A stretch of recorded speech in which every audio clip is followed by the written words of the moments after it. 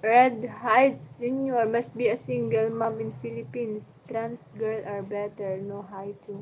No, I'm not a trans girl. Please subscribe first. I'm not a transgender.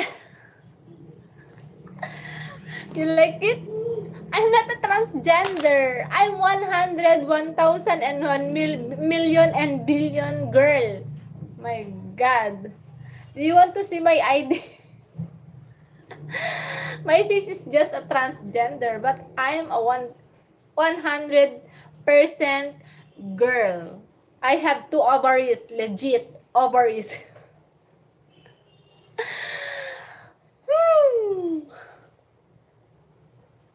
I'm a girl, guys. Girl ako. Hindi ako transgender. I have a lot of friends. They are transgender.